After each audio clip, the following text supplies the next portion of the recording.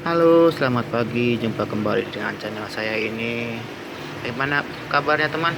Sehat selalu kan? Di sini saya ingin melanjutkan video saya yang sebelumnya yang berjudul persiapan air di dalam kolam drum. Bisa teman lihat di postingan saya yang sebelumnya. Oh ya, saya minta dukungannya teman. Dengan cara mensubscribe channel saya ini agar channel ini bisa berkembang dan juga saya tetap dan juga makin semangat untuk membuat konten-konten video selanjutnya. Di hadapan kita ini ada sebuah drum yang berisi air yang di video sebelumnya telah kita larutkan, kita endapkan kapur dolomit dan juga garam ikan, yang dimana fungsinya kedua bahan itu untuk menetralkan dan juga menstabilkan air di dalam kolam ini. Bisa teman-teman lihat, inilah penampakan setelah 3 hari setelah penaburan kedua bahan itu. Selanjutnya kita akan menambahkan probiotik ke dalam kolam ini.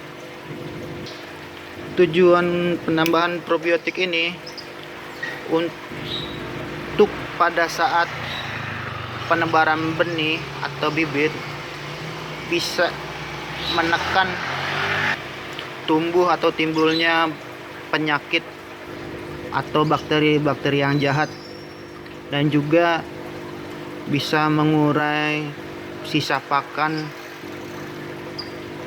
dan juga membuat ruang lingkup atau semacam tempat yang nyaman dan juga ya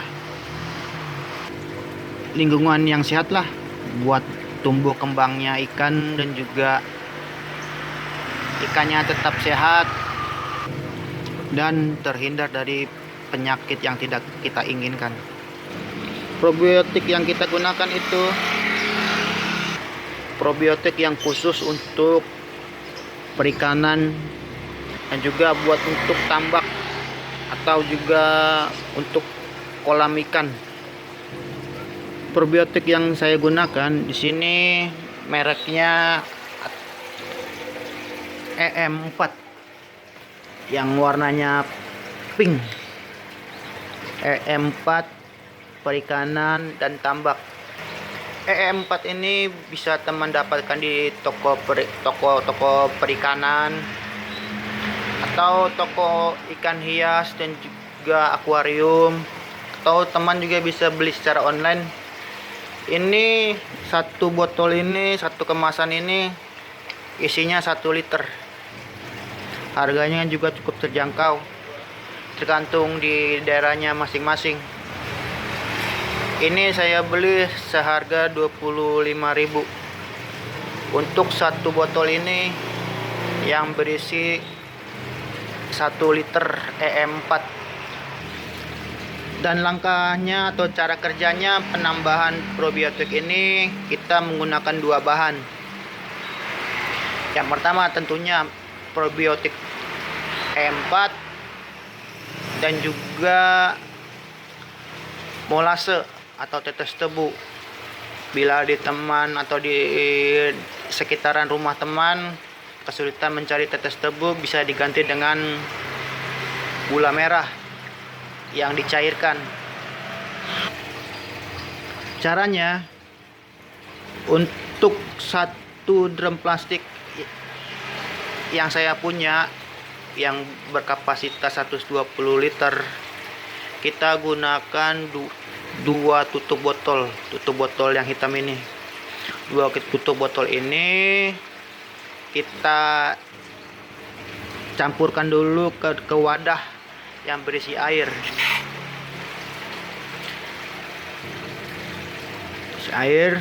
Dan 200 sampai 300 ml molase kita campurkan. E4 2 tutup botol, molase atau tetes tebu atau bisa juga gula merah 200 sampai 300 ml ke dalam wadah air. Kita aduk, kita campur.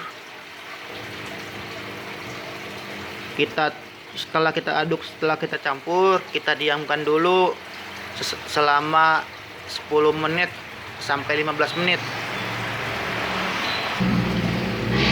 Tujuannya kita diamkan selama 15 menit agar bakteri yang terkandung di dalam EM4 ini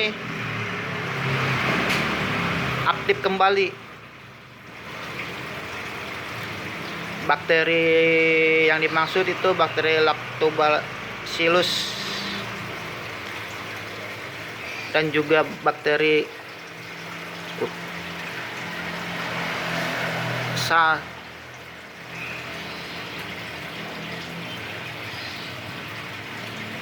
Saccharomyces cerevisiae. Di sini saya telah menyiapkan sebelum jauh-jauh hari ini larutan fermentasi dari EM4 ini ke dalam botol air mineral. Ini sistemnya sama, 2 tutup botol dan 300 ml molase dan atau tetes tebu ke dalam wadah yang berisi air. Kita aduk, kita diamkan. Cuma didiamkannya ini saya udah selama 3 hari sejak video tutorial persiapan air kolam itu. Bisa teman-teman lihat, ini kurang lebih 1,5 liter. Kalau hasil fermentasi dari EM4 kalau sudah diendapkan selama 3 hari, biasanya pada saat kita akan bunyi dia akan mengeluarkan gas. Dan juga kalau kita cium mendekati bau tape.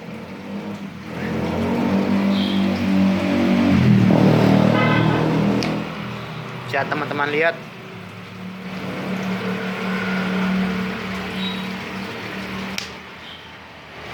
Kita lanjut cara pencampurannya yuk.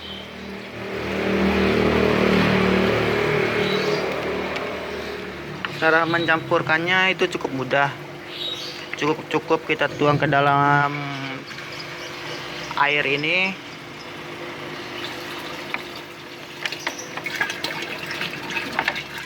Semuanya.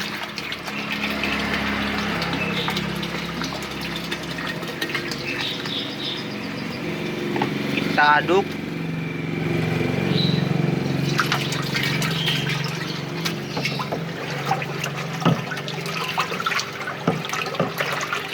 Aduk hingga merata.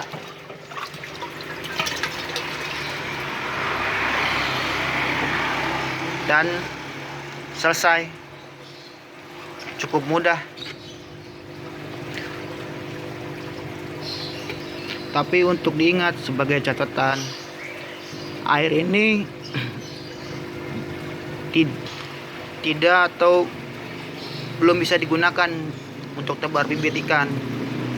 Kita harus fermentasikan dulu ini air ini selama 7 hari. Tanda atau ciri fermentasi kolam ini yang bagus atau yang berhasil itu di dalam kolam ini ditumbuhi makhluk hidup seperti kintik-kintik nyamuk atau serangga-serangga air. Itu menandakan fermentasi air ini telah berhasil. Dan kolam ini siap untuk ditebari benih atau bibit ikan. Cukup sekian video tentang fermentasi air kolam ini. Saya harap teman-teman bisa paham cara-caranya, step by stepnya. Kenapa kita harus melakukan fermentasi air sebelum tebar benih? Itu bertujuan untuk menekan angka kematian ikan saat ditebar pertama kali di dalam kolam, yang bisa berupa dari airnya itu tersebut yang mengandung bahan beracun atau penyakit yang disebabkan dari lingkungan sekitar ataupun bibit ikan tersebut. Kita bisa menekannya dengan cara fermentasi air dan penambahan probiotik. Semoga teman bisa paham dengan ulasan video ini. Cukup sekian video kali ini. Jangan lupa dukungannya dengan cara subscribe, like, share bila bermanfaat. Sekali lagi saya ucapkan banyak terima kasih yang telah menonton. Sampai jumpa. Bye.